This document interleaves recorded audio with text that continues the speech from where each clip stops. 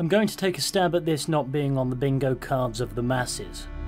Assassin's Creed 3 is a funny old game. The 2012 entry to the machine that is the Ubisoft flagship franchise that unshackled the series from the Renaissance-focused Ezio trilogy and brought forth a new, fascinating setting, the American Revolution.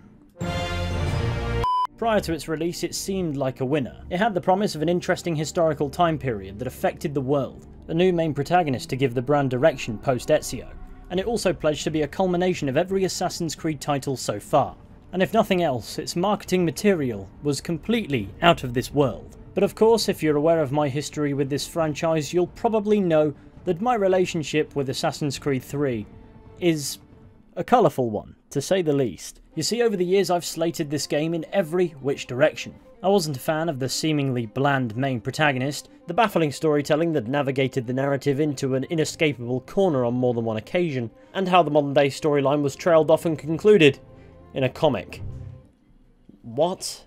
Furthermore, the lockpicking mechanics are frustrating enough to turn Buddhist monks violent, and the game's remaster had an overwhelming obsession with the colour orange to the point where it feels as if they've just released every single drop of spray tan into the atmosphere.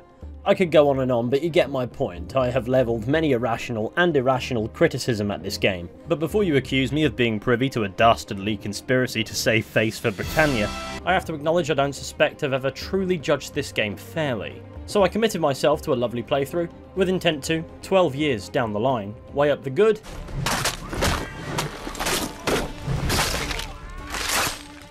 and the bad. I'm afraid we have nothing to give you in thanks, stranger. We have nothing left. Perhaps there is something you could do instead. Anything. I live in a small community. So I'm going to approach this one with intent to answer a key question. And that is, of course, was I wrong about Assassin's Creed 3? You see, age has granted me many things, and it would seem wisdom is not among them. But if there's one thing I can say, is that with every playthrough of Assassin's Creed 3, I find myself growing a bit more fond of it than I once was. But before we get into any of that tomfoolery, if you'd be so kind, we have a message from today's sponsor. Right, I'm going to have to slap on my sponsorship jacket. This video is brought to you by Raycon. These are horses, and they don't know the benefits of the Raycon everyday earbuds. But that's okay, because I'm here to enlighten them and you. What's happening, mate? Would you like some Raycon, lad? The Raycon everyday earbuds offer the same audio quality as the big guns, but at half the cost, meaning you don't need to take out a finance agreement to have some music as you go about your daily life. They've been upgraded to offer active noise cancellation that you can adjust to your liking through a trio of modes to suit your needs, an ergonomic design that is both comfortable and efficient, and multi-point connectivity so you can pair with two devices at once. But these earbuds don't just offer a snazzy design that comes in whichever colour suits your fancy and top-notch audio quality, but also a 32-hour battery life with a quick charge function that allows 10 minutes of charging to provide you with 90 minutes of listening. And that's made possible thanks to the capsule charging case, so you can charge on the go. If you're anything like me, you probably have a reasonable concern about these bad boys falling out. Well, worry not. With 5 pairs of optimised gel tips, you can find the best one to fit your ear shape. With Raycon, that's a problem of yesteryear. You also get a cool sticker, which is 100% going on the nearest micro. I find myself using these Raycons most while mooching over to the shops or walking the dog. He has no idea I'm listening to drum and bass. In fact, they're so sleek he doesn't even realise they're there, otherwise he might attack them. So if you want awesome, affordable earbuds, head to buyraycon.com/fishy for 15% off and free shipping. Once again, that's buyraycon.com/fishy. And with that, let's check on the horses. Oh no, they've discovered Jump Up, they're too powerful! And with all that said, back to the video. I think there's no denying that prior to its launch, Assassin's Creed 3 occupied a very tricky position indeed. And what I mean by this is the weight of expectation was massive. These days, the climate of Assassin's Creed as a franchise is vastly different to how it once was. The franchise is no longer laser focused on its niche and nuances. And where this becomes relevant is now you have not just fans of the franchise, but fans of specific parts of the franchise that also might not like the other bits so much. For instance, myself, as some titles may be aimed at what I like or what somebody who liked Assassin's Creed 1 likes, but another may use the same name and appeal to a different audience. So to many, the name Assassin's Creed means mixed bag, because the franchise's identity is so diluted that there's no telling whether an individual title is actually going to appeal to you or somebody else. So back when Assassin's Creed 3 was on the horizon, the franchise's identity was not just fixed and set, you knew what you were getting yourself in for. The brand had also not really put a foot too badly wrong yet, at least not with regards to its main entries. Assassin's Creed 1 kickstarted the brand as a spectacular proof of concept. The parkour felt nice, and it was a different perspective on the premise of an open world game. As for its storytelling, it was steeped in this fascinating overarching sense of mystery that carried over into Assassin's Creed 2, that furthered the storytelling point to give you the character of Ezio Auditore, whose life we subsequently saw in Assassin's Creed Brotherhood and Revelations. And though these titles weren't immune from their own criticisms, and there's probably a list about a mile long, it's their identities that I, and I'm sure many others, had fallen in love with. But by the end of Revelations, I think it's reasonable to argue that the jug did need shaking. The gameplay needed evolving, and the storytelling needed to mooch past Ezio. And I'm not saying there weren't people who absolutely despised the 4 games that preceded 3, but those games appealed to a very specific audience, so any changes made needed to be precise. Assassin's Creed 3 couldn't escape having to rise to meet these requirements. The gameplay mechanics had to be overhauled, and the storytelling had to progress onto a new character. Furthermore, the setting had to be markedly different, otherwise what's the point? Ultimately, a lot of changes, both fundamental and superficial, had to be made simultaneously. Otherwise, the game would have been slammed for being stagnant. And considering that aside from perhaps a weird DLC in Revelations, the franchise hadn't done anything egregious yet, expectations were naturally going to be incredibly high. And so perhaps the game was destined to be judged harshly either way. So the game had big shoes to fill while also attempting to reinvent the wheel a bit. So it's no shocker it was always going to have a mixed reception amongst the lovers of the previous releases. And then on the other hand, later titles, with all due respect, for the most part have completely uninvented the wheel. So with the benefit of hindsight, Assassin's Creed 3 doesn't even look that bad anymore. Nevertheless, there are reasons why Assassin's Creed 3 may have come across as disappointing back when it released, and I'm certain to make a lot of points to that effect as we go. However, though many, including myself, view this game as where Assassin's Creed began to wobble, it still looks infinitely more robust than some of the more recent examples. So for me, it's impossible to not view this game with some form of bias. However, foresight and hindsight tell 2 entirely different stories. And it's like I said, my opinions on this game have certainly softened over time.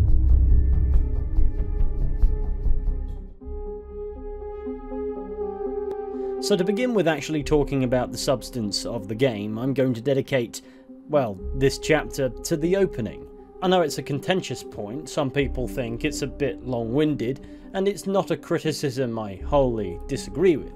But if I'm being entirely honest with myself and you, it's one of my favourite parts of the game. It begins with a neat little recap of Desmond's life up until this point, while also touching down on this story being the culmination of his efforts, attempting to prevent the end of the world, which within the confines of the story will occur on the 21st of December 2012, which was oddly quite a popular date for doomsday theories. Hell-bent on rescuing humanity from disaster, the modern assassins do the natural thing and head into a cave that, as set up in Assassin's Creed Revelations, has a first civilization temple within that in order to save the world, Desmond must find a means to unlock. And being an Assassin's Creed game, this means heading into the Animus and exploring the genetic memories of an ancestor, whom after a brief tutorial segment we're introduced to. However, it's not the dude on the marketing material, and this certainly threw me a bit the first time I played the game. So on that topic, has anyone here had those really strange dreams where a game you're anticipating has come out and it's nothing like what you expected? Well, that's how it felt playing Assassin's Creed 3 for the first time.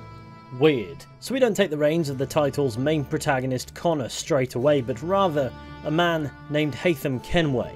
He wears one of the most over-the-top garments I've ever seen, complete with a tricorn hat, but we're sort of goaded to assume that he's an assassin. Why? Because the first mission takes place in an opera house, presumably one in London, England. I couldn't tell you which one off the top of my head because I despise London with a passion, and have pledged to spend as little time there in my life as possible. And Haytham's mission is to kill a target.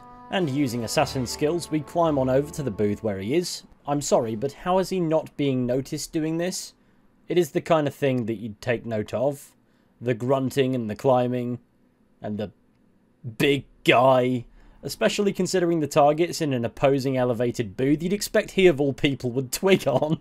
Anyway, after our climbing session, we're introduced to the lockpicking mechanic, which in the original game sucked, but in the remaster they seem to have made it less crap. And then we get a more engaging climbing/parkour sequence that's more tailored to the environment, clambering on random set pieces around the back of the stage. There's no real challenge to it, it's an on-rails set piece, but it is that humble touch of distinction better from simply shuffling along ledges and climbing up walls. And then once across the stage, we stab a guy, confirming we are indeed in London, steal a pendant from his neck, and leave his son traumatised, which is always a nice thought. And then it's time to abscond-deedle while the ushers literally rugby tackle any fucker, adding tension to a segment that's still entirely on rails and you couldn't be detected if you tried. But this first mission serves its purpose, to introduce us to this new character, Haytham Kenway, a focused man on a mission who is subsequently sent to the American colonies to find the temple this pendant is meant to be a key to, leading into the incredibly atmospheric first sequence in which we voyage across the Atlantic Ocean, which isn't just wonderful from the perspective of hearing sea shanties, but also puts us in the shoes of the many who risked such a perilous voyage in search of a better life, and though it's not an awfully long segment of the game, it's certainly worth not skipping over, as had the game foregone elaborating on this segment at all, it wouldn't have had the opportunity to make the point that a transatlantic crossing at this time in history was not to be undertaken lightly. Aboard the ship, Haytham isn't exactly made welcome. We find ourselves socialising with the crew violently, so we can learn the basics of this game's combat, but we'll talk more about that later. The group cock inspection is interrupted by the captain, who pulls Haytham away and discloses the prospect of a mutiny aboard the ship, and asks for Haytham's help in stopping it, giving us a neat little subplot to occupy the voyage, further justifying its very presence in the game and allowing Assassin's Creed to function where Assassin's Creed functions best, with a mystery. We ask around the Providence before eventually discovering somebody aboard the ship has been dumping cargo, as if leaving a trail, suggesting there's perhaps more than a mere mutiny afoot. And the game doesn't waste too much time before revealing the Providence has been tailed by another vessel, and now finally it's attacking. Haytham is sent to the lower decks, where one of the only characters who's been cordial with him while he's been aboard the ship, a fellow named Mills, reveals that he was the one who was dumping the cargo. Did you think you could escape from London so easily after what you did at the opera? That we wouldn't notice? That we wouldn't follow? Ah, so that's what this is about. And then we've got a sword fight on our hands where we must absolutely demolish Mills on the lower deck. But as far as we're aware, he must be a Templar or something, so nice or not, he must die. Leaving us to deal with the enemy ship by sailing into a storm and allowing lightning to strike it. That's lucky. It's a chaotic and atmospheric gameplay sequence that, like I said, embeds the hardships of sailing across the Atlantic Ocean. But with the mutiny quelled and the storm successfully navigated, we finally arrive in Boston, as first indicated by the songs of seagulls.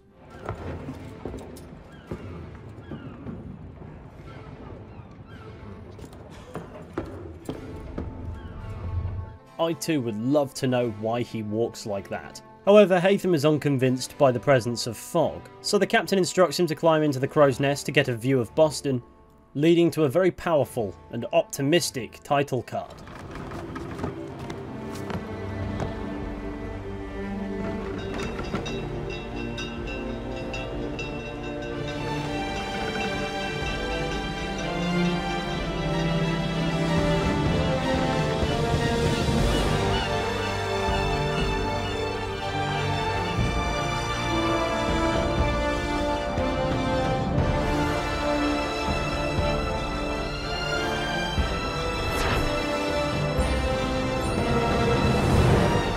Look, I don't condone the use of drugs, but inject that shit straight into my veins.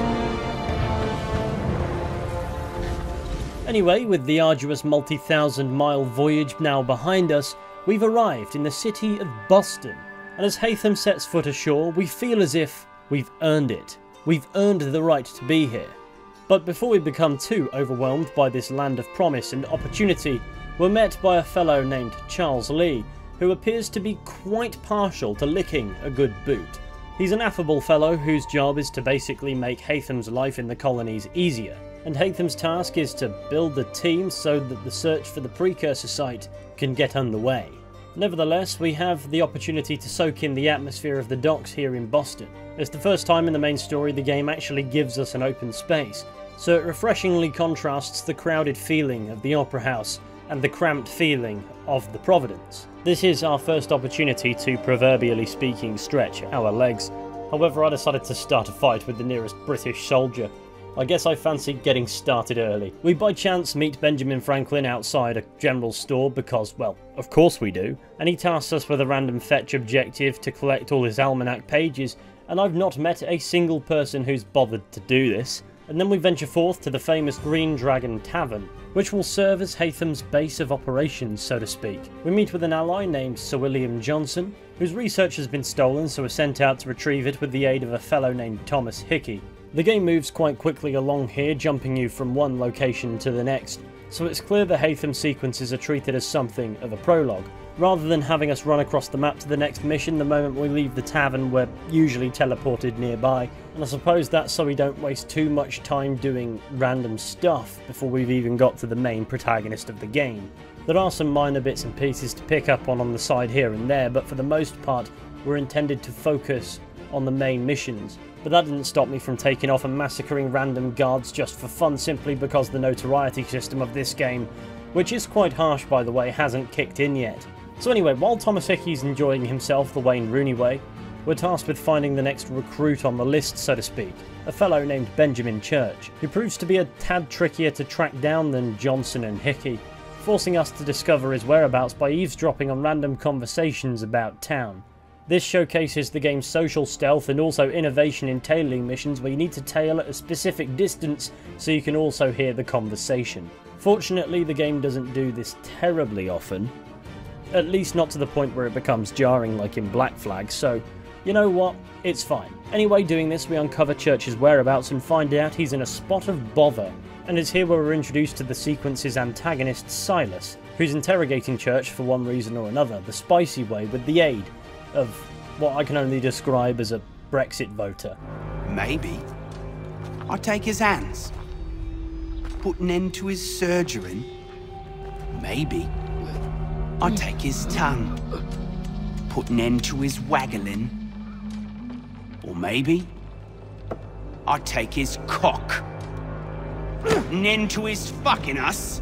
Oh yeah, in the remaster, if you synchronize at a viewpoint for whatever reason, the music that plays when you're at that height just continues to play until you restart the game. It's incredibly annoying.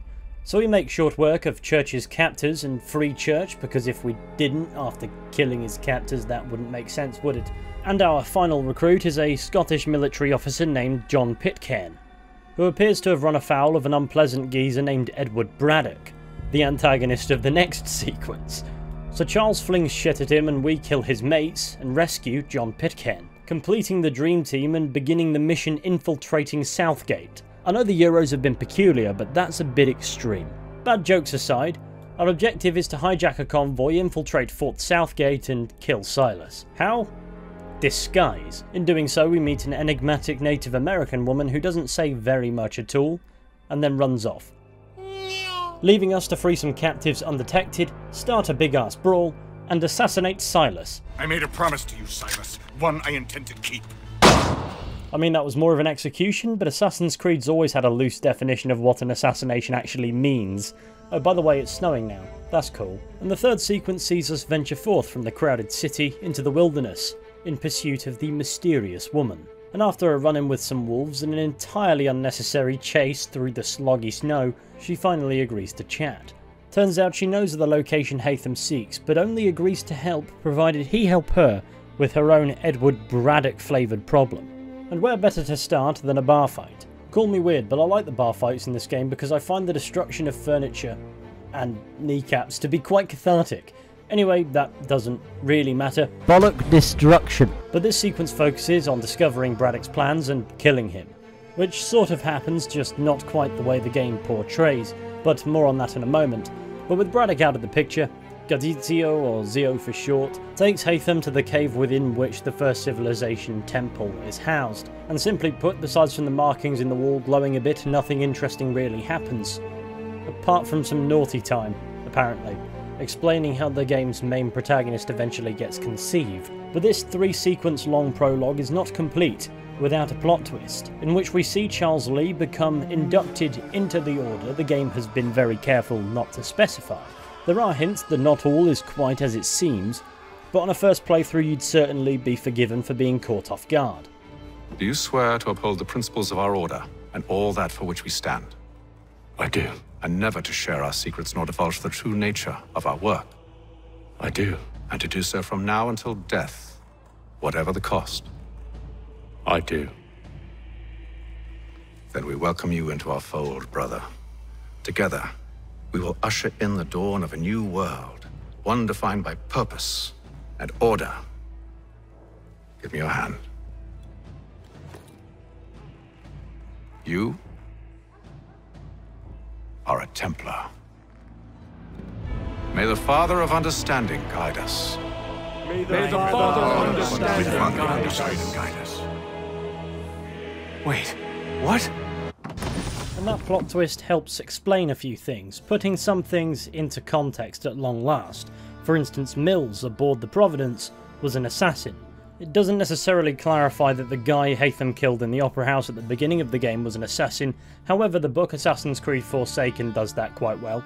But with the realisation that Haytham is a Templar, you could definitely come to that assumption if not the conclusion. And also we get to know Haytham's colonial associates as allies, only for them to probably, going forward, become enemies. This is the first time Assassin's Creed has thrown the nuance of perspective in the good and bad argument between the Assassins and Templars, as unwittingly for the past 3 sequences, at least intentionally speaking, we've been playing as a Templar, who admittedly has hidden blades somehow that isn't explained in the game but is in the Forsaken novel, and we've been furthering Templar pursuits, which on the one hand is an interesting perspective to grant us, and clearly many people like the concept, as otherwise Assassin's Creed Rogue probably wouldn't exist, at least not in the format that it does. However, using the benefit of hindsight, the point made becomes an incredibly uninspiring insight into the notion of the Assassins and Templars simply being just as bad as one another, when the intent in the context of Assassin's Creed 3 was to explain that there was something going on that was bigger than this conflict. So though I like these sequences and believe them to be some of the best the game has, and like Haytham Kenway as a character, and can fundamentally acknowledge that within the confines of this narrative they do serve their purpose, the brand's gradual to rapid decline in focus following Assassin's Creed 3 adds a new context to these sequences in which the Assassin-Templar conflict is made out to be irrelevant, not due to a greater withstanding looming threat per se, because it paints the picture of both warring factions desiring very similar things and differing only in slight tweaks to method, which is hard to rationalise when you're playing as a character who moves and functions like an assassin. And that's not innately bad, especially not in the confines of Assassin's Creed 3 and how it, as an isolated example, handles it. But a lot of later entries become convoluted with this concept in mind, and don't really strive to make a bigger point out of it. Either way, that's not something that's entirely, or even at all, on 3's own writing. Nevertheless, it's something I've observed and wanted to address. A criticism I have seen levelled against the prologue to Assassin's Creed 3, if you so wish, is that it does take an age. And I can see why that would be frustrating.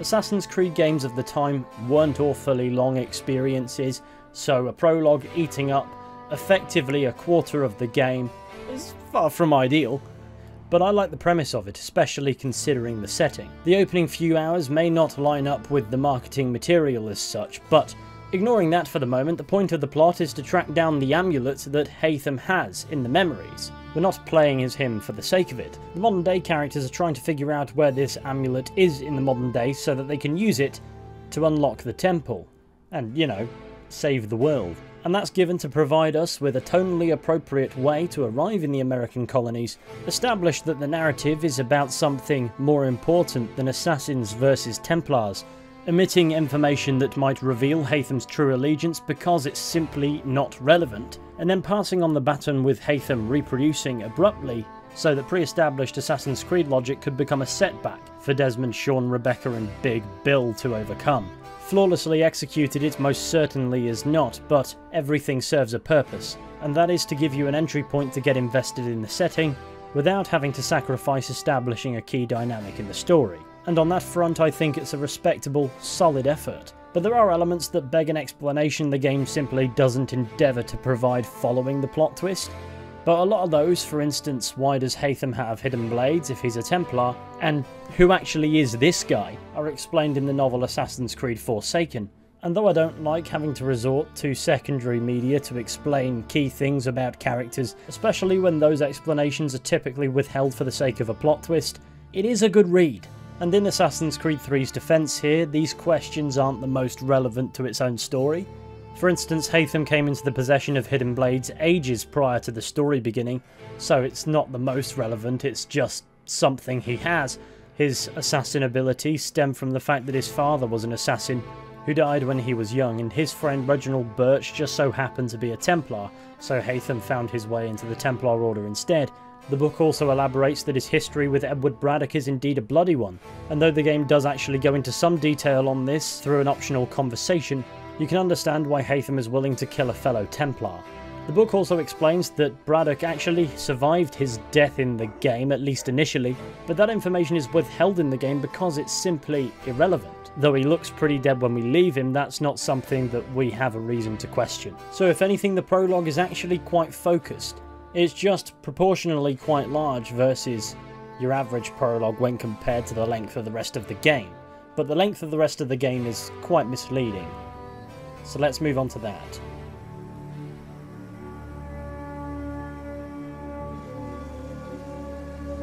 Following a brief modern day segment in which Desmond processes the aforementioned plot twist and gets punched in the face by his dad. I thought it might be different with you. I mean, you're my father, but turns out you're no better than the fucking Templars. That is certainly one way to prove his point. We re-enter the Animus to discover we're no longer playing as Haytham Kenway, but rather his and Zio's son, a young boy named Radunagedon. I'm not awfully convinced of my own pronunciation skills, but I am attempting to replicate it as I hear it in the game. And his first mission is to play hide and seek with the local children of his village. You see, when we do this in a game it's fine, but the moment we start doing it in our actual communities we wind up on something called a register. Nevertheless, hide and seek unfortunately takes a twisted turn, when the child we're now playing as encounters the Templars, with Charles the Bootlicker Lee showing an entirely different side to himself. Now much more threatening and menacing. In contrast to his friendly demeanour before, we're now observing the cruel behaviour of a much more ruthless man, one apathetic to those he deems beneath him. I'm not entirely sure why he's delivering such a convicted philosophical speech while choking a child out against a tree, but he does spare the boy, albeit with an added concussion. Not that I'm entirely certain what purpose that served either, other than to vilify these characters from the protagonist's point of view. Either way, when the little fella comes to, he returns to his village to find it on fire, which can't be a coincidence after encountering violent fellows in the woods who are seeking the location of the village. And this leaves us with the objective of locating Zio, who unfortunately perishes in the blaze. Fast forward 9 years and we're no longer an child, and we're introduced to two concepts new to the Assassin's Creed series. Tree running, which is free running but on trees. I'd like to imagine somebody got a raise for that one. And hunting, which for the time being can consist of punching unsuspecting animals in the neck. There's a fair bit more to it than that, but I've neglected to talk about any other aspect of the gameplay until all of it is available, for chronology's sake, and also so that I don't lose my mind making this video. So we're going to move on for now. So after a brief hunt that may or may not result in you engaging in hand-to-hand combat with a bear, never back down. Punch that bear to death. We return to the village to engage with the clan mother and ponder the orb, which just so happens to be a piece of Eden, an artifact of the first civilization that's capable of doing some seriously strange stuff that drugs couldn't make up. And this grants Radunagedon a vision in which he's flying as an eagle in the sky, while Juno is communing with him, showing him a future he must prevent, and in order to do so, he must seek out a specific symbol, the insignia of the Assassin Brotherhood. And so, not even knowing what the insignia means, only that it's integral to protecting his home, his journey begins. And the slow burn that is this game going up through the gears continues into its 5th sequence. I can understand where the critiques are coming from with regards to this game being incredibly slow to get going, but I like considering the context of everything with regards to Assassin's Creed 3, that the build up to actually becoming an assassin in this game feels earned. So we venture forth to a place called the Davenport Homestead. Get out of the way! After him! Okay then, oh there's a man here, and the game just lets you kill him without consequence. We venture across the homestead map, encountering some characters who are friendly, including these 2 Scottish geezers, who quickly start arguing right in front of you, and a couple unpleasant looking characters the game won't let you kill. Won't warn you again! And before too long we come across the manor house. What? I was told you could train me. No. So obviously, as bewildering as it would be, that's not the end, but I think it's safe to assume the mysterious old man isn't particularly enthusiastic about fashioning a young man into a trained killer. In his defence, he wasn't there to witness us brain a bear by hand, otherwise he'd know the lad's an unwavering force of nature. So the next day he tries again to little avail. Get the hell off my land! But his mind is changed when some thugs show up looking to cause damage, which is of course a confrontation our protagonist does not back down from. So after a brief scrap that's a bit more akin to a massacre that begs the question, what training does this lad need? The old man has a change of heart and finally allows Radunagedon into his house. So he comes in and destroys a perfectly good chair, allowing introductions to get underway.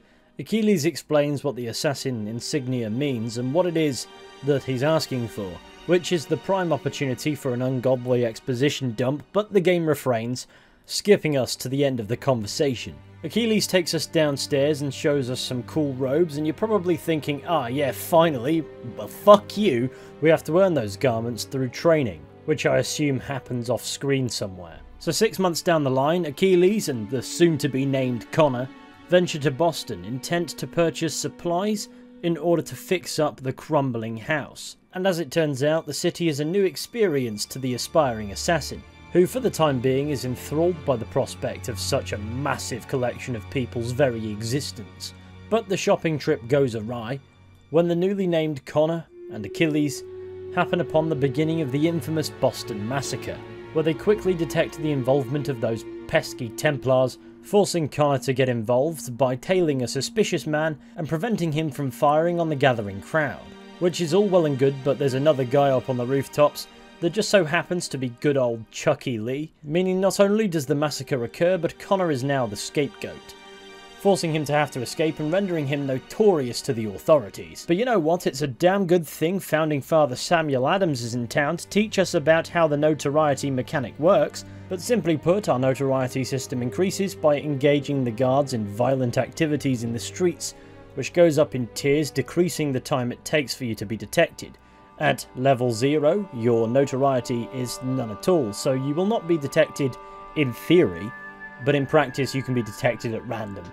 At level 1, guards will detect you as if you were carrying out suspicious behaviour simply by being. At level 2, guards will detect you as if you're in a restricted area, and at level 3, guards will detect you instantly if they see you.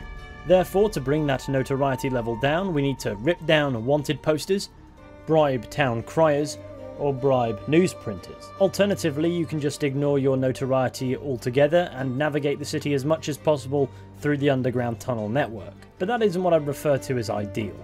The notoriety system in Assassin's Creed 3 is certainly one of the harsher ones in the series, but I think it kind of enhances the experience that your actions have consequences, and naturally your face will become memorable if you start engaging guards in broad daylight in the middle of a bustling city. And what I like about it is it can get frustrating if you don't monitor it, so the solution is to monitor it. And as a saving grace for livability, being detected inside a restricted area doesn't have any bearing on your notoriety outside of it. Anyway, with that taken care of, we can return to the Davenport homestead a free man, and let Achilles know that he left us in Boston. You left me in Boston. But at least he gives us hidden blades, so we're cool now. and for some reason there's a green man outside. This next mission serves to introduce us to the homestead missions, and more on those in a bit, but to put it simply, they do dip in and out of feeling relevant to the main plot, and the mission that follows serves to introduce us to Robert Faulkner and the concept of naval gameplay. But first we must restore the Aquila to her former glory. It'll buff out, and we'll certainly get on to discussing naval shortly. But the moment we've all been waiting for, the 5th sequence ends with Connor finally becoming an assassin. And though many might argue it takes too long, I can't say it doesn't feel earned at this point. But for satisfaction's sake, let's start talking about some gameplay elements. The parkour's as good a place to start as any, and though visually it may seem like an upgrade, mechanically it's a downgrade from the previous titles. This is because it's no longer an exercise on learning a system to find the fastest route, but rather a series of animations that for the most part you have to sit through. You have some agency over the route you choose in order to scale things, however the game likes to assume what you're attempting to accomplish. And I suspect this was to accommodate for tree running. You see, trees are complex in shape, and as a result, it would be impossible for them to be designed in such a way that the player has complete autonomy over how they approach and traverse across these obstacles, and allowing for it to occur quickly would be an even harder feat. And the best way to make it happen is to simply make the parkour system boiled down to a series of animations that grants you a satisfying feeling of accomplishment when you see a route, but there's no requirement to be at a certain skill level for such a route to become viable. Simply push a stick and hold a button and you're suddenly immune from falling. You cannot fail, unless the game doesn't quite register properly and it bugs out, which happens more often than it should. There are some opportunities to do things quicker while partaking in a leisurely clamber around the cities, but since the game is constantly attempting to predict what you're doing, it can conflict with what you're actually trying to do. So skill or no skill, the safest bet is to simply stick to the pathways the game intends. Instead, Assassin's Creed 3 prioritises a more visually appealing finish that may indeed be more pleasing from an aesthetic perspective, but feels somewhat clunky when compared to the fluidity that can be mastered in Assassin's Creed 1 through Revelations, because when you deviate from what the game wants you to do, your flow of movement is completely shattered. That said, there are some features to rave about, for instance being able to run through select buildings. You can't stop in these interiors, as like I said it's all animation, and they're designed as a traversal function more than they are actually rooms, so sometimes it's hard to rationalise that somebody actually lives in that house when all there is a table for you to jump over. Then there are vaults. When running at a low obstacle at full pelt, you simply jump over it, both of which I'd argue to be overall positive additions to a system limited when compared to its predecessor. And I won't sit here and pretend to not understand why it was limited. I don't suspect those who favour the ultimate control were the majority even among the earliest of early Assassin's Creed fans. And the system of Assassin's Creed 1 through Revelations did require you to be aware of its potential in order for it to not be a clunky mess of its own. And it's also worth addressing the cityscapes explored in those titles, where such systems were allowed to thrive in the hands of the right kind of player. Jerusalem, Acre, Damascus, Florence, Venice, Rome, Constantinople, ancient cities with various compact districts that you can explore in any which direction, seldom having to touch the ground. The cities of Assassin's Creed 3 being Boston and New York are infant by comparison. Their layouts more accurately account for their present population, therefore the streets are wide, and there are more choke points in the parkour where descending to the ground level to progress is the only option. In other words, a layered parkour system requires a layered cityscape, of which there just simply isn't one here. The forests of Assassin's Creed 3 are where the parkour system has the most compact of playgrounds. Therefore, accounting for trees does, in a way, become more important than accounting for buildings.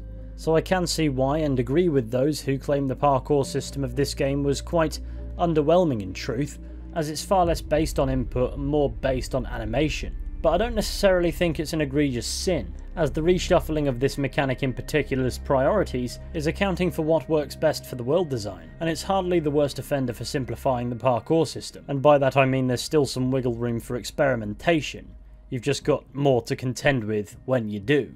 Moving on, before I begin to sound as if I'm trying to sell a dodgy voxel Astra, Fortunately, downgrade is not the appropriate word to utilise when discussing this game's combat. I wouldn't necessarily call it an upgrade either, just a half-decent sideways step. You see, at this point Assassin's Creed combat had never been especially exciting. Challenging, it certainly wasn't. And nothing else is really true of 3. It's another unchallenging system, but it sure can be a fun one when it behaves, which I personally believe it does more so than Black Flag and Rogue even, though it is prone to becoming a bit of a mess in its own right. Like the games that came before it, Assassin's Creed 3's combat still retains the essence of a defensive system. In the defensive corner we have parries and counters.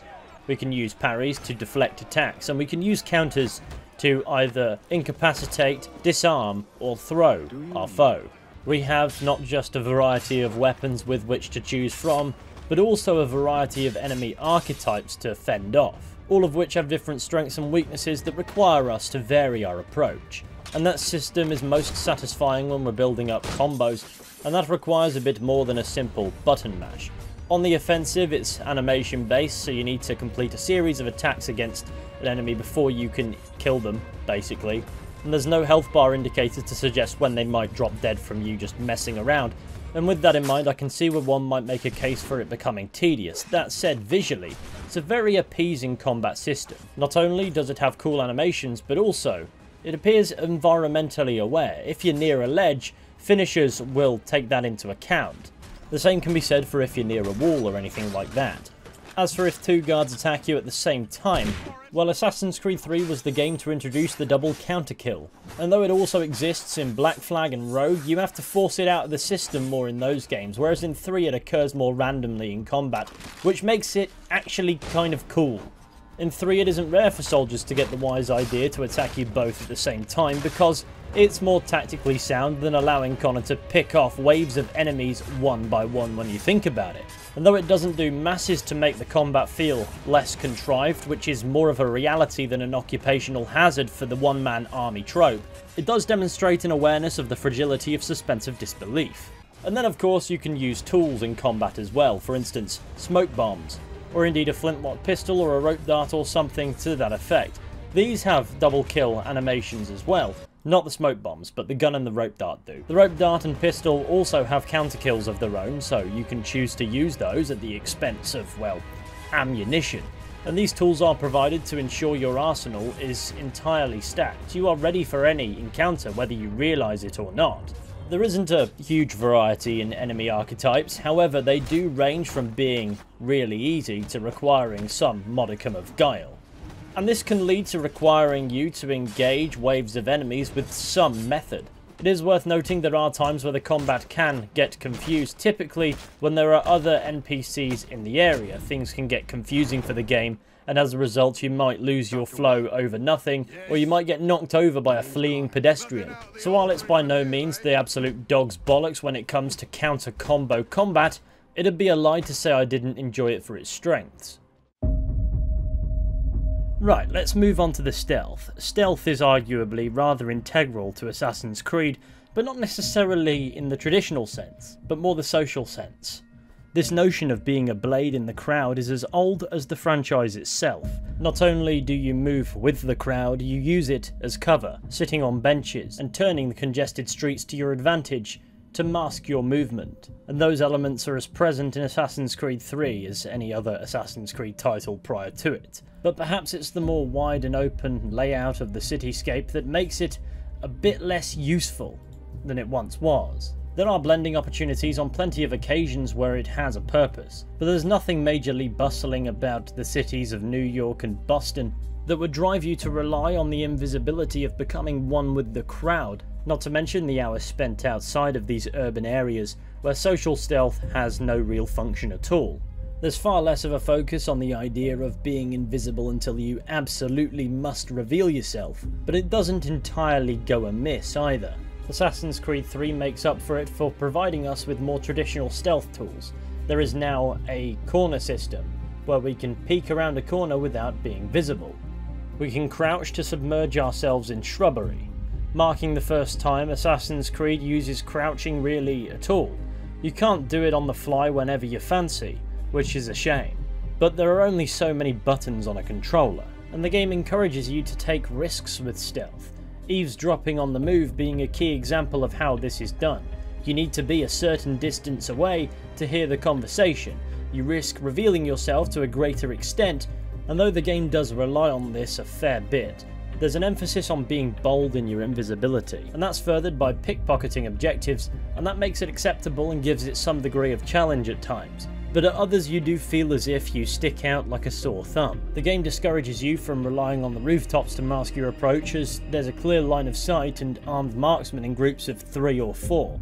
And it discourages you from relying on the streets because the crowds are often non-present, and if your notoriety level isn't being monitored properly, remaining undetected can become a chore. And that's probably the reason why the game introduced the tunnel network beneath the cities. It's easy to remain undetected if there's nobody to detect you.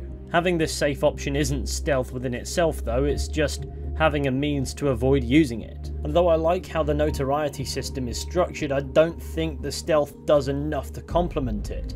The crowds aren't quite dense enough most of the time to really make an impact, and on occasion the hiding spots can become sparse as well. It's not that the system doesn't work, it very much so does. It's just not awfully enticing compared to what it could have been. So with that, let's move on and discuss the hunting. The hunting in this game is fairly straightforward. You kill animals and steal their skin. How you carry out the kill depends entirely on whether or not the pelt is damaged. A hidden blade gives you a clean pelt versus a rope dart or a bullet giving you a damaged one. The bow is also incredibly useful here, and you can also use lures to drive bigger animals towards you so you can get a clean kill, and snares to catch and kill smaller creatures for you, and then you sell the resources gathered for money. Hunting. It's a decent system to introduce, but in this game at least it just makes in-game money. Fortunately in Black Flag there was a crafting element to it, so that system arguably saw the improvement it needed. So let's talk naval. Imagine Assassin's Creed 4 Black Flag, but worse. You can see where that system was born, and it's certainly one of the better of its like. Assassin's Creed 3 limits its naval to linear segments that usually involve sinking boats and ships alike, while managing your speed and deploying an assortment of weaponry. Unfortunately, the vast majority of naval missions are entirely optional, so if you don't like the system, you don't have to worry about it too much. That said, there is a small assortment of upgrades to be made in exchange for money that makes it worth investing in so that you can make your life easier. And that's nothing terribly complex, and unlike Black Flag and Rogue, does not require you to gather specific resources. Probably on account of there being no open world aspect to the naval itself. The naval was a nice novelty in 3, but I didn't really like nor dislike it, it just kind of existed. In hindsight I can say I like the fact that it's streamlined to linear sequences, but what I wasn't awfully fond of was how cumbersome it felt, if that makes sense. Black Flag improved on most of the criticisms I had of 3's naval, and created a few new ones. So Black Flag's naval is refreshing compared to 3's, and 3's naval is refreshing compared to Black Flag's. For instance, the naval in Assassin's Creed 4 is far less cumbersome, but the naval in Assassin's Creed 3 feels far less invasive to the overall experience. The Aquila isn't a tool of traversal in the open world. You don't need to figure out where to put it or upgrade it to go into high level areas, which soft locks you out of progressing through the story.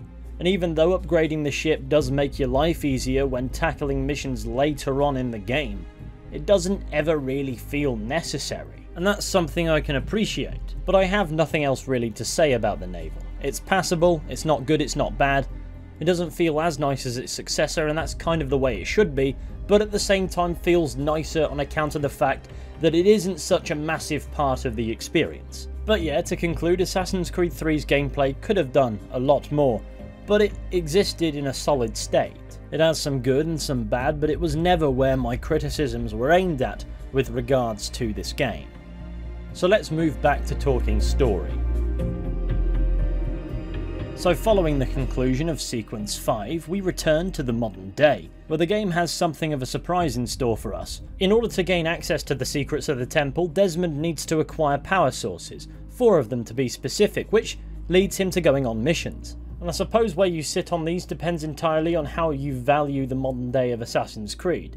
This is the first game, and only game really, in which we go out into the field in the modern day in these games, and see Desmond's skills picked up through the bleeding effect applied to modern scenarios. First, we clamber a skyscraper under construction in the city of New York, which is nice considering the historical setting of New York is also explored in this game, so you can take in how far humanity has come in the 2 and a bit centuries since Connor was kicking around, I guess.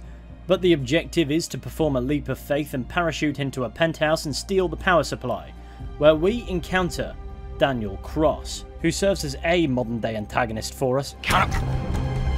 He isn't exactly riveting, unfortunately. And then when we return to the temple, we need to plug the power supply in, which allows us to get some information, I suppose, from Juno, which gives us that first civilization intrigue the modern day is all about, in which we learn how they were snuffed out, and I suppose it adds to the sense of mystery in this temple. Is Juno really here, or is she just a hologram, a projection, a memory, a recording?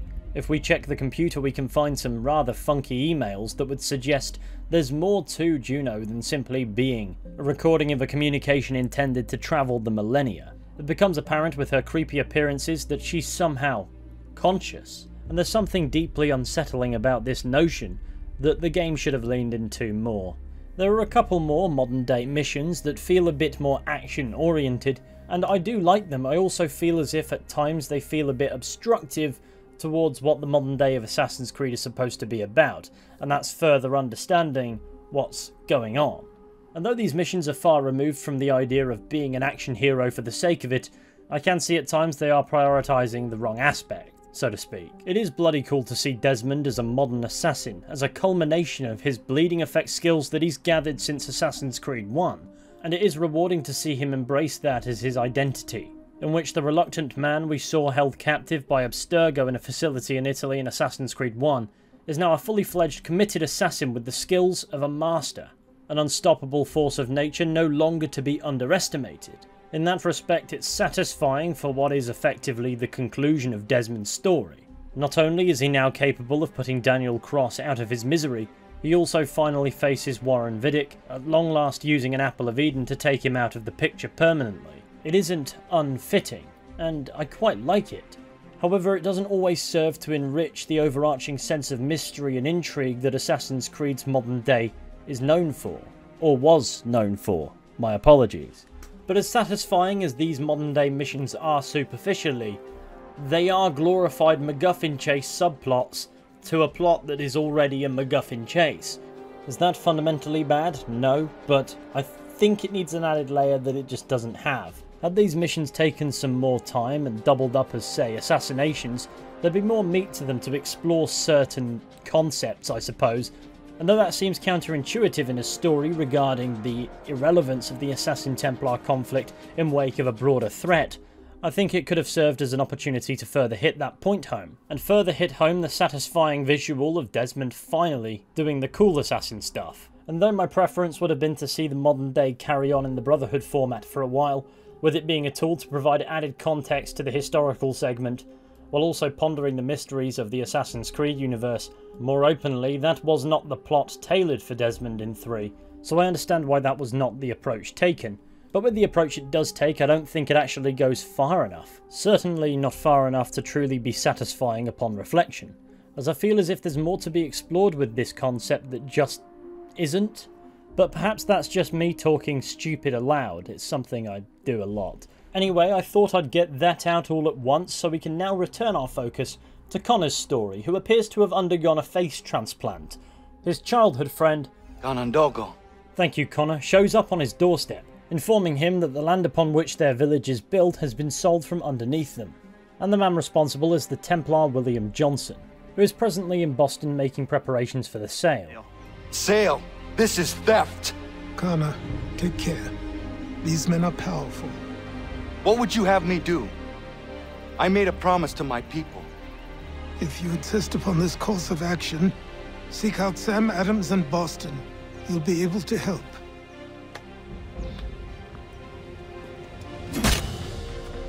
What have you done? When my people go to war, a hatchet is buried into a post to signify its start. When the threat is ended, the hatchet is removed. You could have used a tree. Leaving Achilles unhappy that he's defaced his gaff, Connor ventures forth to Boston, where he reunites with Sam Adams and meets a lovely fellow named Stéphane Chaffeau. He's French. So we help him not get killed. Though he appears fond of the art of kicking off, he's a lovely man. And as we find ourselves liberating the district in the build-up to the Boston Tea Party, we end up recruiting him into the Brotherhood as Connor's first apprentice, and only if you neglect the side content. Anyway, he stops being relevant after this sequence, so who cares? Next we have the Boston Tea Party, in which Connor is tasked with protecting the guys. Well, we storm a couple of docked ships in the harbour that just so happen to be loaded with good old tea, and begin to dump it into the sea, turning it into a massive, salty, cold brew that is making me feel sick to think about. And when it comes to historical events, this is where Assassin's Creed 3 begins to complicate itself from a narrative perspective. Assassin's Creed games of the past were more focused on events between the lines of the history books, not so much as an outright alternate history, but not close enough to the events that any inaccuracies are glaringly obvious. However, these historical events for the most part are occurring in the background, and though there's some overlap with figures from those time periods, the assassin plot is occurring loosely around the events. And here Connor is, out in the open, engaging rather directly in the Boston Tea Party. Why is he not in the history books? If he wasn't wearing assassin robes, I'd certainly understand it more, but the fact that he's so conspicuous makes it incredibly strange that that's just not a thing. And that's of course because he wasn't actually involved in the events, and that's the issue. There are many instances in the Connor sequences where Connor is outright involved in the historical events as they're unfolding, to an extent where you'd think he'd be remembered, because his significance to the American Revolution going forward is massive. Using the Boston Tea Party here as an example, the history is meant to be the backdrop for whatever events are going on in the background that assassins are up to. Here it is the plot. It isn't a background event to accent the world and add to the world building while also providing cover while Assassin's Creed plays liberally with history, and so it becomes an inaccurate documentation of the event for the sake of it. Now, I don't personally care if Ubisoft mess around with history a bit to suit their storytelling. They've done that since Assassin's Creed 1. But in Assassin's Creed 3 it's often done in a way that's without reasonable purpose. And as interesting as being involved in these events in the game is, there's something jarring about how Connor's been manoeuvred to be involved with them. He has an absolute clusterfuck of motivations for going on this hero's journey to begin with that do contradict one another. And those motivations have not only driven him towards the Assassin Brotherhood, but also the revolutionary cause. And this results in a schism where the game has to flip-flop between prioritising being an assassin and being a game about the American Revolution. So across the docks, the rather loudly dressed assassin drops the tea into the sea, antagonising the Templars who just so happen to be standing there watching, because he was told doing so would help stop Johnson. So it doesn't stop Johnson, so we have to kill him, which he was going to do anyway. So the Boston Tea Party simply becomes noise in a bid to not have to kill Johnson that fails, and that time could have been better served contextualising the target rather than cheapening a historical event. This doesn't mean said event shouldn't be addressed nor witnessed, or indeed made relevant, but blatant involvement is unnecessary, and it's not like this means there can't be one or two events that Connor is actually quite present with. But Sequence 7 takes that critique and actively shits on it, with Connor hijacking Paul Revere's Midnight Ride, To the left, Connor! actively becoming involved in the battles of Lexington and Concord, and then he takes a leisurely stroll into the Battle of Bunker Hill. Though that last one has a pretty blood-pumping set piece, so it gets a pass. You see, Connor's involvement with historical events isn't just that. At this point, he basically is the American Revolution, single-handedly turning the tide wherever he shows up. And sure, the reason for this is he and the Revolution often have common enemies, but even if only by accident from his perspective, he's still doing all the heavy lifting.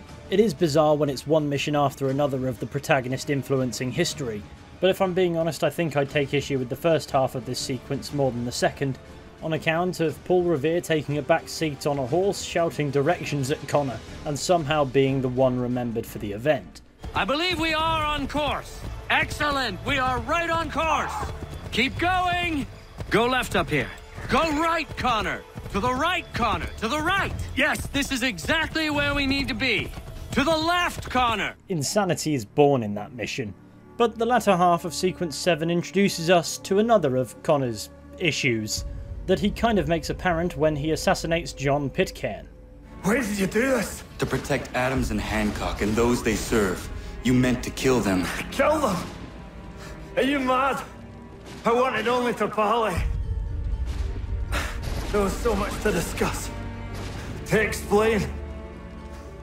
You put an end to that now. If you speak true, then I will carry your last words to them.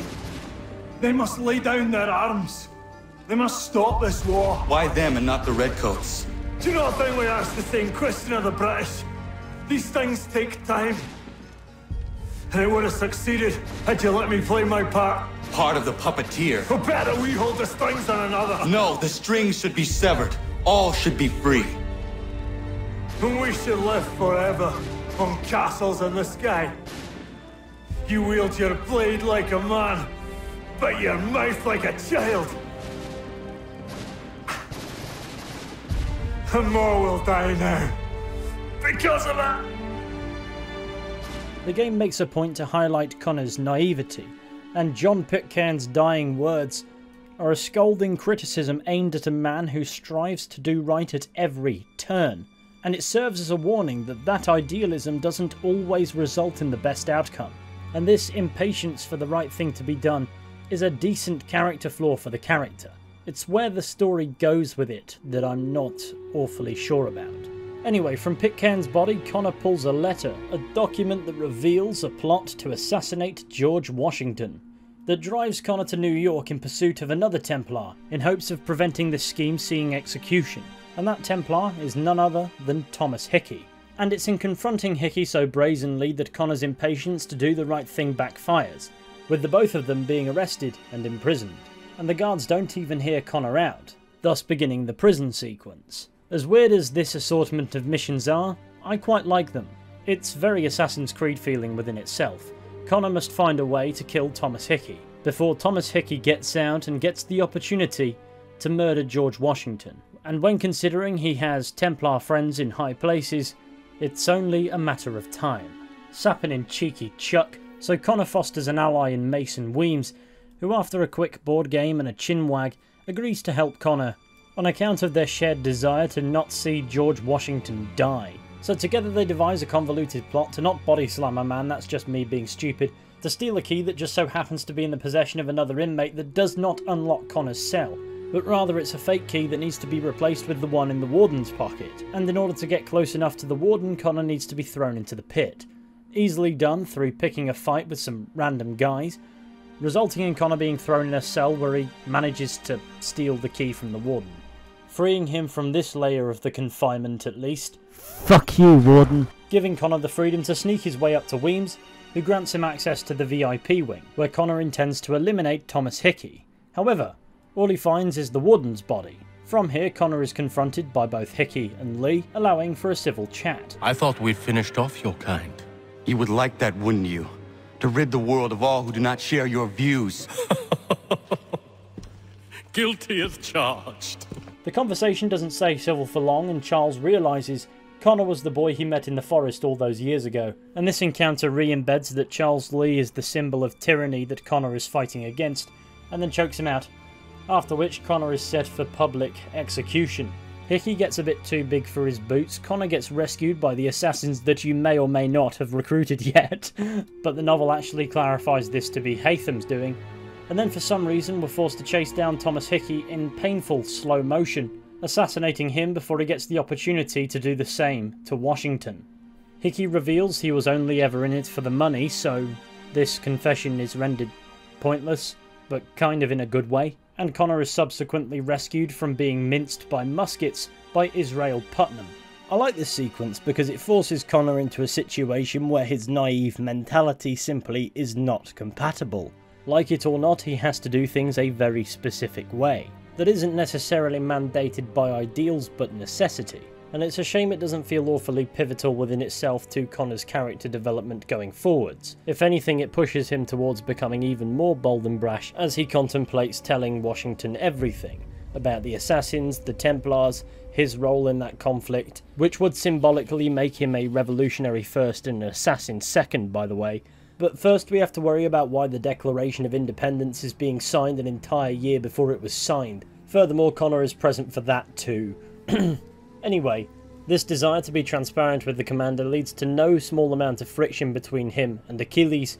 As though the mentor and the apprentice have a common goal, they fundamentally disagree on how to see it come to fruition. If anything, Connor seems limited by the creed, whereas Achilles sees the Brotherhood's secrecy as an empowering tool.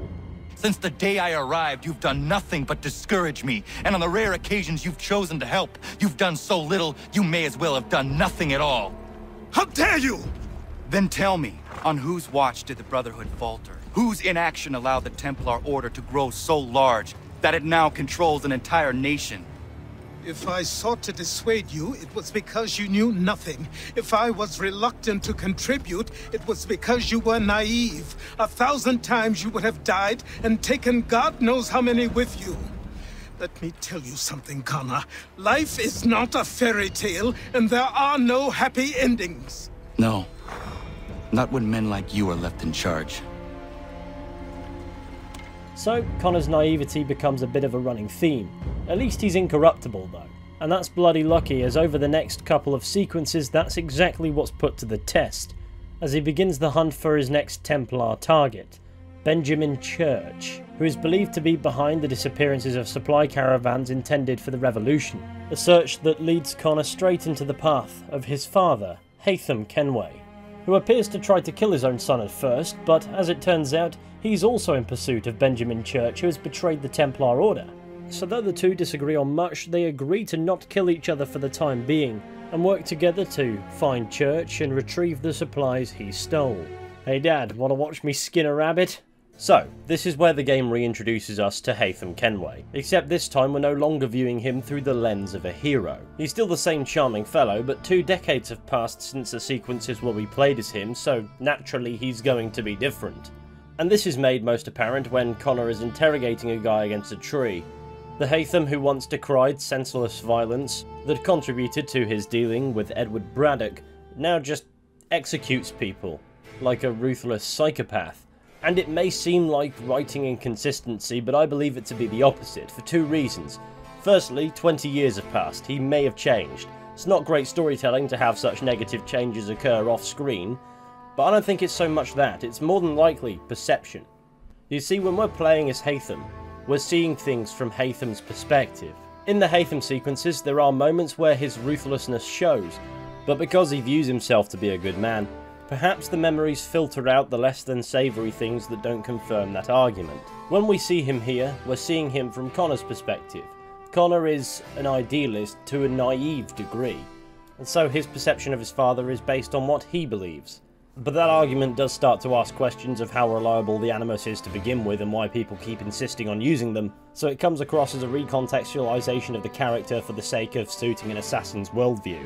But I presume that's done to give Haytham and Connor something to clash over, and their ideologies certainly come to blows, as now having contact with Haytham, Connor has the opportunity to ask what it is the Templars are truly after. There's no denying that Haytham provides a fairly sanitized answer, but it is still food for thought.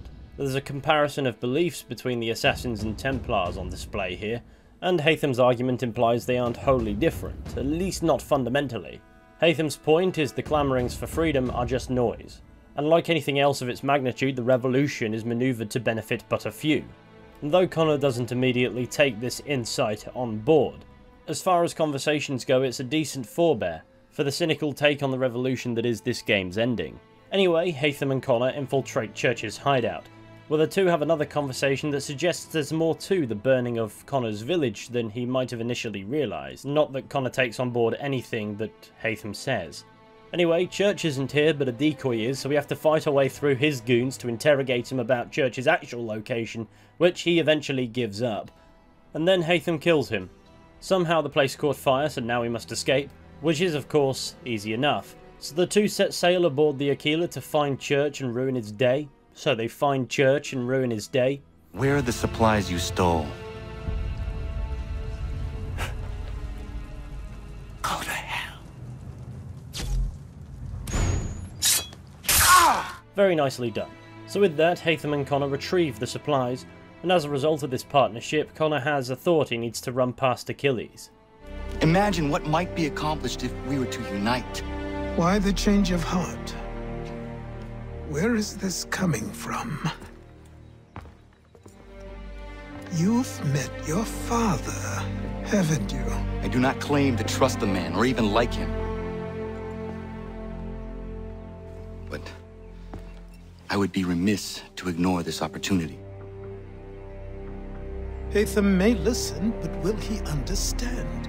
And even if he does, will he agree? Even he must admit that we can achieve more together than we do alone. I assume you're off to find him. Yes.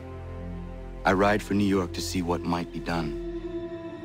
Though Achilles questions the logic of the union between Connor and Haytham, for once he isn't quick to argue with him, which is a bit strange considering his blood is very quick to boil on most occasions, and his powerful point to Connor that life is not a fairy tale. And considering the millennia of history of war and bloodshed between Assassins and Templars by this point, surely the idea of the factions uniting qualifies. Nonetheless, the uneasy partnership continues. Perhaps this is a lesson Connor needs to learn on his own. What are the British planning? To march from Philadelphia. That city's finished. New York's the key. They'll double our numbers, push back the rebels. When do they begin? 2 days from now. June 18th. I must warn Washington. You see? That wasn't so very difficult now, was it? I've told you everything. Now let me go. Of course.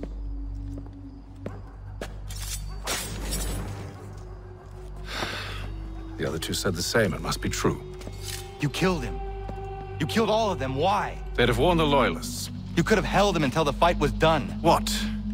And waste precious time and money on their care? What would be the point? They'd given up everything they knew. I'll meet you at Valley Forge. So with Haytham still executing people in cold blood clarified, the pair venture forth to warn Washington of the news of a British attack, which is kind of difficult to think about within itself considering the ridiculous plot moment that's coming. We should be sharing what we know with Lee, not Washington. You seem to think I favor him, but my enemy is a notion, not a nation. It is wrong to compel obedience, whether to the British crown or the Templar cross. And I hope in time the Loyalists will see this too, for they are also victims. You oppose tyranny, injustice. These are just symptoms. Their true cause is human weakness. Why do you think I keep on trying to show you the error of your way? You have said much, yes, but you have shown me nothing. Then we'll have to remedy that then, won't we? Sir. Hello, Connor. What brings you here? The British have recalled their men in Philadelphia. They march for New York. Very well. I'll move our forces to Monmouth. If we can rout them, we'll have finally turned the tide. And what's this? Private correspondence! Oh, of course it is.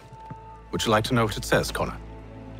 It seems your good friend here has just ordered an attack on your village. Although attack might be putting it mildly. Well, tell him, Commander. We've been receiving reports of Allied natives working with the British. I've asked my men to put a stop to it. By burning their villages and salting the land, by calling for their extermination, according to this letter. Not the first time, either. Tell them what you did 14 years ago. That was another time. The 7 Years' War. And so now you see what happens to this great man when under duress. He makes excuses, displaces blame, does a great many things, in fact, except take responsibility! Enough! Who did what and why must wait. My people come first. Then let's be off. No. You and I are finished. Son. Do you think me so soft that by calling me son, I might change my mind? How long did you sit on this information, or am I to believe you discovered it now? My mother's blood may stain another's hands, but Charles Lee is no less a monster, and all he does by your command. A warning to you both. Choose to follow me or oppose me, and I will kill you. So George Washington, having ordered an attack on Connor's village, destroys their relationship irreparably. And this plot twist / betrayal is weird, because considering George Washington's historical significance to the American Revolution and the years following, you know for a fact that Connor's not going to be able to make good on that betrayal. And the reason for Washington destroying Connor's village is because, though they're neutral, many tribes in the area have sided with the British. And the implication that he's done this before in the 7 Years' War is important because that's around the time that Connor's village was burned, meaning Charles Lee may not have been responsible for that atrocity after all, and it was indeed Washington. The problem comes in with how Connor rationalises this. Of course it makes sense for the time being that Connor doesn't go after Washington simply because his village is in danger. And sure enough, Charles Lee is still a threat as he's turned his childhood friend against him, forcing him to kill him. And though Connor hasn't had the room to pivot on this information, he does continue to aid the Patriots, even though surely they, and by they I mean George Washington and the leadership, are just as much his enemy as, say, the Templars now. It's not the idea that George Washington doing what he historically did is bad, and it's also not bad because Connor doesn't kill Washington. It's bad because Connor hasn't had any character development in which him not killing Washington would make sense. Implications prior show his hastiness is what caused the damn war to begin with, because his impatient desire for the right thing to be done outweighs any thought ever given to consequences, and his prominent simple take on how the world should be is criticised at every turn up until this point. It makes sense that as an assassin Connor would like to see the colonies free of British rule, and it would still make sense for Connor to perceive Washington as the best chance of that happening, especially considering Charles Lee has done nothing to ingratiate himself, and, as it's important to address, is just as much an antagonist regardless of whether or not he truly is the one responsible for Connor's mother's death. The problem is purely it manoeuvres Connor into a corner where he, going forward, has to behave as if character development has occurred when it just hasn't. The game should have dedicated more time to showing us how Connor's mentality has changed so that he could handle this news and have it make sense. Instead, we kind of have to imagine that it's taken place naturally, only for the next mission to have Connor get stuck in at the Battle of Monmouth, when if this revelation should have proved anything, it's that regardless of who's in power, his people will not be safe on that alone. Surely this war is beneath him now, simply a distraction. Why is he getting distracted? Now he's warning George Washington, who should just as much be his foe as Charles Lee, that Charles Lee is conspiring against him. Why isn't he letting them destroy each other? Throwing shade Washington's way and absolving yourself of the conflict verbally, as Connor does after this mission, is not the same as actually absolving yourself of any involvement in said conflict. Connor's behaviour is flip-flopping between the development having and having not occurred. Which timeline of events are we following? And why can we play bocce with George Washington in the open world after completing the game? You know what, we'll just ignore that, because we have the Benedict Arnold missions that take place after this event, in which we can ask a very similar question. Anyway, we're closing in on the end of the game now. Connor goes on to participate in the crucial naval battle of the Chesapeake. And before we groan too heavily, it's a favour for a favour. He needs some ships to bombard a fort in New York so he can slip in and assassinate Charles Lee, which is all well and good until that plan induces a concussion. Anyway, the plan fails because Charles Lee isn't here. But who is? Haytham.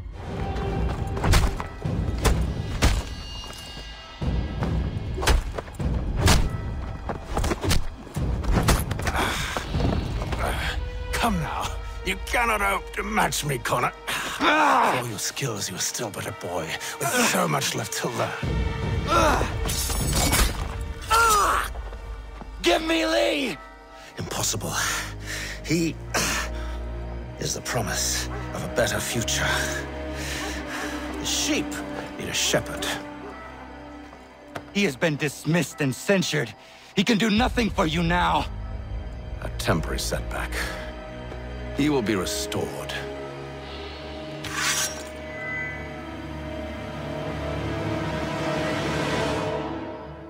I actually quite like this bit. Connor is forced to face his father, the Grand Master of the Colonial Templars, and though he's not his target, he is protecting Lee. I think it's clear that Haytham has no intent on surviving this confrontation, as expanded upon by Forsaken. He's sacrificing himself for what he believes in, and that just so happens to be Charles Lee. If you want further evidence that Haytham lets Connor win, the fight ends with both of Haytham's hidden blades trained at Connor's neck at point blank, and chooses to try to strangle him to death instead, giving Connor time to stab him. Don't think I have any intention of caressing your cheek and saying I was wrong. I will not weep and wonder what might have been. I'm sure you understand. Still, I'm proud of you in a way. You have shown great conviction, strength, courage. All noble qualities. I should have killed you long ago.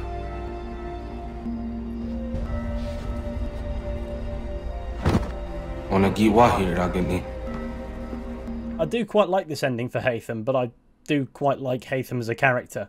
Though committed to his beliefs, he couldn't kill his own son. Therefore, he knew facing Connor would mean his death. And though Connor's vengeful obsession with Lee seems a bit much at this point, the end of his story is now in sight. I see now why ours is an eternal war.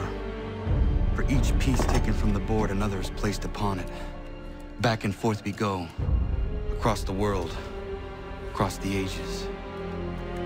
Some days mine feels an impossible task. But I cannot afford to be consumed with doubt. The people need me.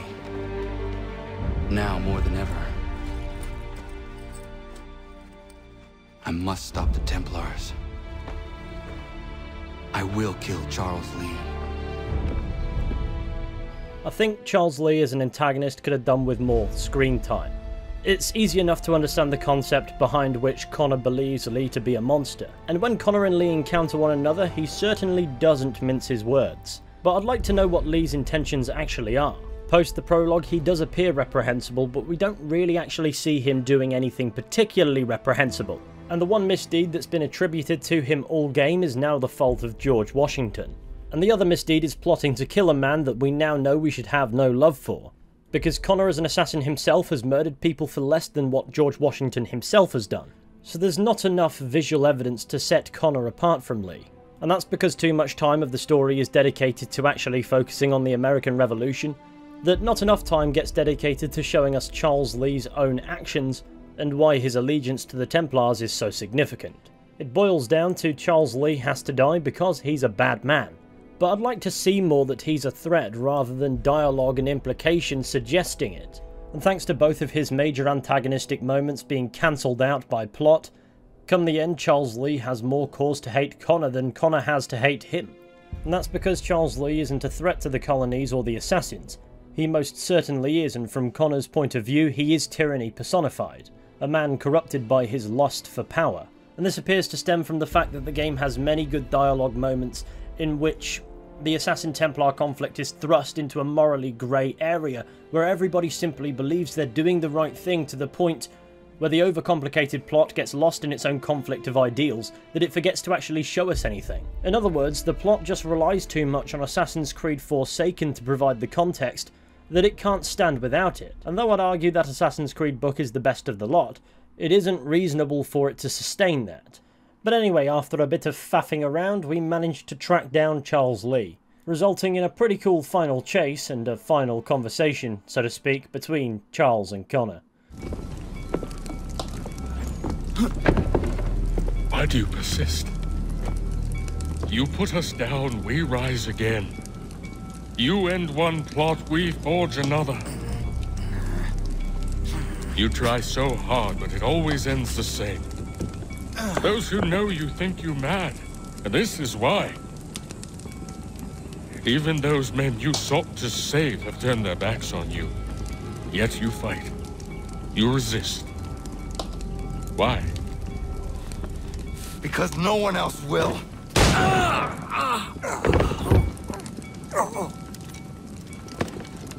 You'd think being shot would be a swift end to him, but no, he does manage to get away. And then Connor has to move at a crawling pace towards the harbour master, who tells him where Lee went, leading him to finding him in an inn.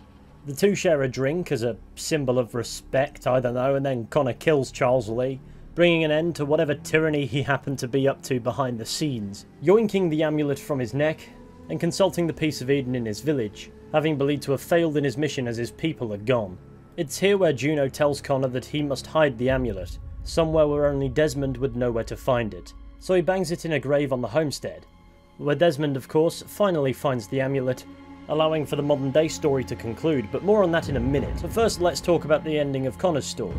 We see the conclusion of the American Revolution, with the British leaving the colonies. However, Connor sees firsthand this doesn't mean liberty and justice for all. Also, his people are gone. They've gone west, and the land was sold beneath their feet by Congress to some fella from New York, showing the shift in power has simply bred new injustices. We're on our own now. No more merry English parts and labour, which means we gotta go at it ourselves. Gotta pay for it too. Selling land is quick and easy, not quite so nasty as taxes. And since some say they're what started the old war, ain't no rush to bring 'em back. Clever men, these new leaders of ours. They know not to push it just yet. Too soon for taxes. Too British. And that's the game's cynical view of the American Revolution that I've alluded to earlier in the video. Connor's actions helped facilitate independence. He stopped the Templars, at least for now, but he couldn't save his people's home. And this new United States of America isn't ideal for everyone. He's accomplished a lot of what he set out to do, but his ideals take a massive blow here. He refused to acknowledge there would be a cost, and didn't really dedicate much time to understanding what it was the spirit that was the Isu Juno actually wanted. It's far from a happy ending for the protagonist, and if I'm not mistaken there was initially meant to be a speech at the end of the game that was cut, where that would embed Connor's belief of what it means to be an assassin, and an assassin's work never being done. But instead we get botchy with George Washington for some fucking reason, and so ultimately the ending of Assassin's Creed 3 was meant to be bittersweet. And it doesn't fail spectacularly at doing that. However, the plot is weakened by a strange pacing that glosses over a lot of crucial information that would have allowed the narrative to thrive more. I can't help but feel as if this was intended to be a longer, more in-depth game. And the plot points aren't bad because they're poorly thought out, but because sometimes they're poorly established. I believe every negative narrative turn in this story could be fashioned into a positive, if only every moment had more time to explore it in depth. Overall, Assassin's Creed 3 tells a mediocre story that attempts to simultaneously be simple and complex. The key moments that are present are weakened by the absence of key moments that were needed. As things stand, aspects are only present as far as to be serviceable, which is kind of the only word that springs to mind when thinking about Assassin's Creed 3's main plot. Serviceable. But fortunately it doesn't stand alone. After all, Assassin's Creed 3 is an open world game.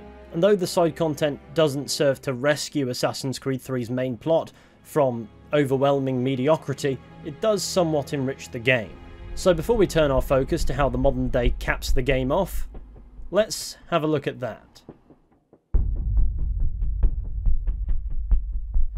There's no denying the extra bits and bats of Assassin's Creed 3 are an odd sort. They dip in and out of relevance to the plot, but the same chain of side missions can be completely removed from it one minute and the next feel massively integral. And I think the best place to start with that is my favourite of the side content, the homestead missions, in which Connor cultivates a community around the Davenport Manor, turning it from a simple estate into a town in its own right, a place filled with those forgotten in colonial society.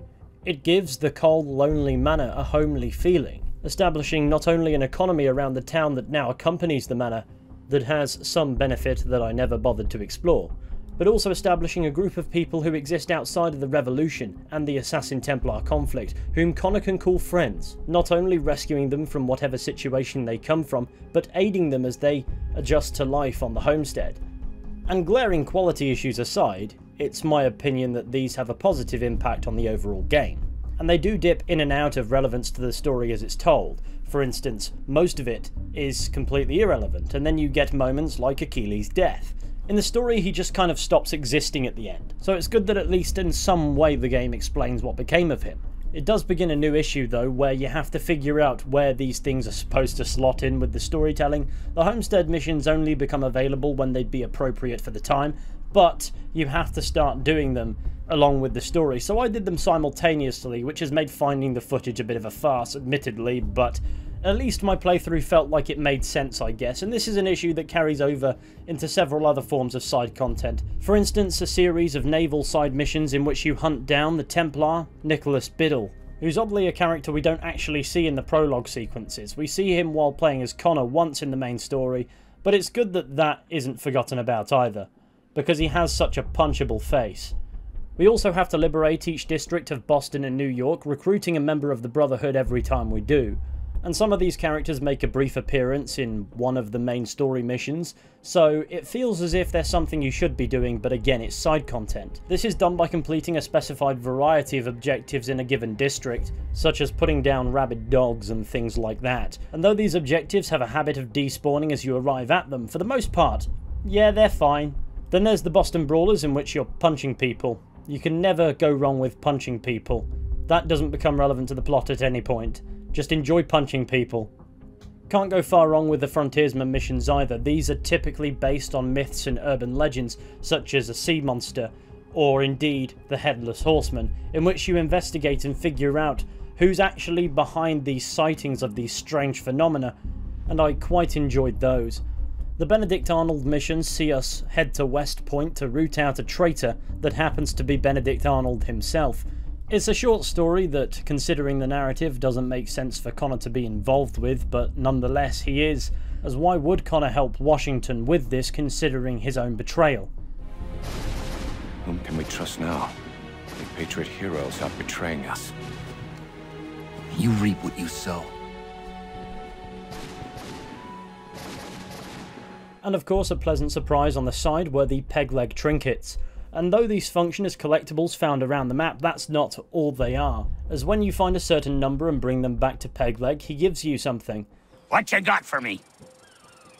Ah, you brought me some good pieces. That's worth a letter to be sure.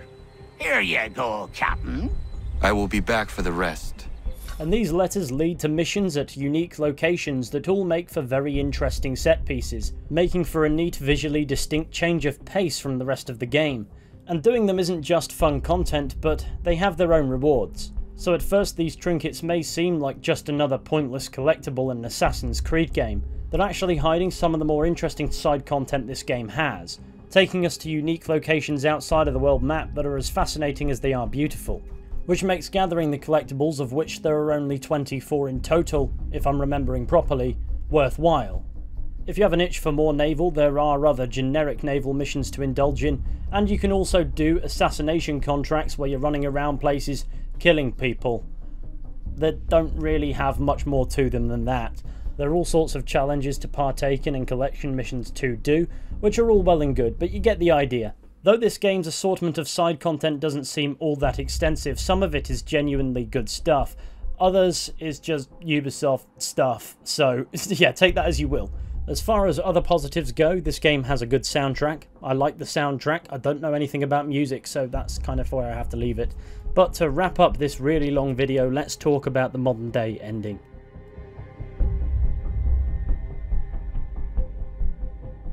So with the amulet located and the power sources all hooked up, Desmond and the gang have all they need to gain access to the temple, where they find a bigger orb.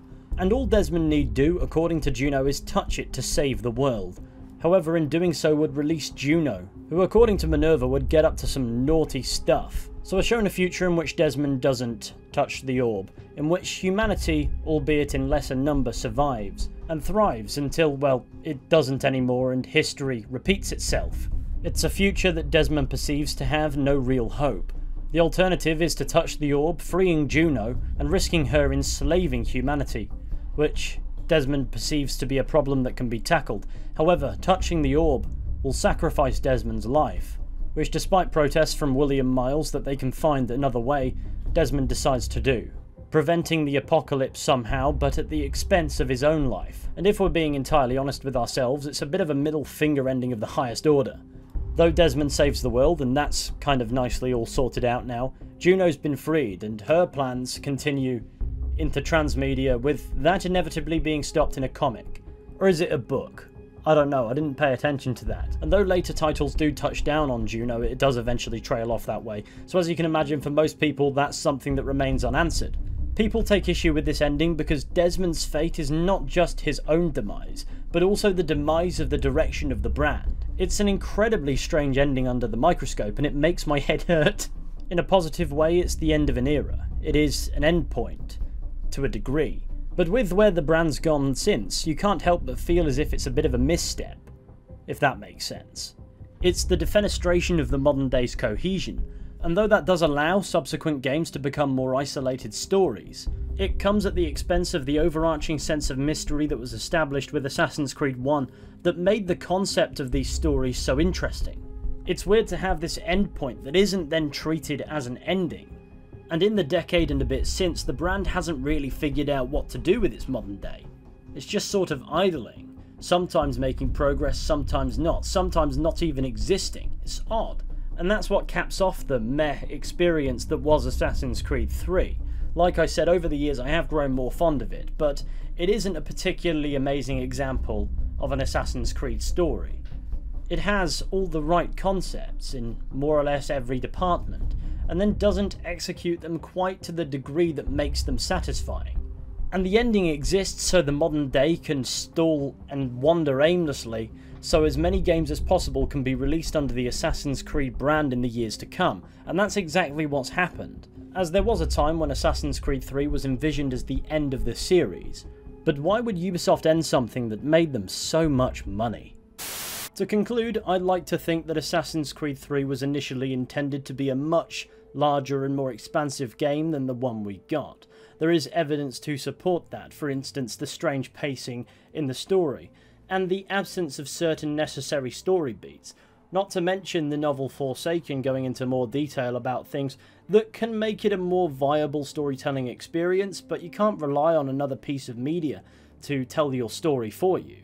But when you play this game slowly, when you take it in bit by bit and do all the side content and take it all into consideration, you aren't left with a dismal experience. You're left with an experience you perhaps want more of, one you can understand nonetheless, but something is certainly missing from the game in many respects, and I think that's why Assassin's Creed 3 was so disappointing when it released. It wasn't all down to an ending that only made sense from a business perspective which is external to the storytelling, but also because on many occasions the bad stuff isn't that far from being good.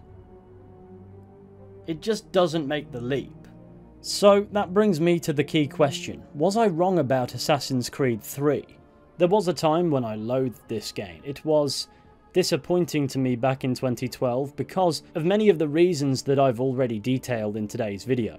And now I see it differently because it's no longer a disappointment. I know what I'm expecting going into a playthrough of this game, and I've in many ways started to enjoy playing it. I don't think it's terrible on every account, and where it does stammer I feel as if I can see why. I can see why it doesn't quite hit the mark, and I can appreciate it for some of its better qualities. Do I think that it's one of the best games in the series? No, certainly not. But it's not some of the worst now either. It's one of those that sits in the middle for me. One where it could have been so much more, but at least it had heart.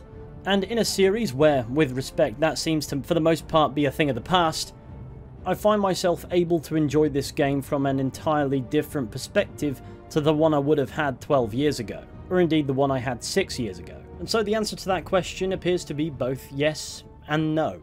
But I'm going to end this video here. Jesus, it was an absolute ramble, and it wasn't anywhere near as organised as I was hoping it would be, but I quite liked the absolute gigantic mess this video turned out to be.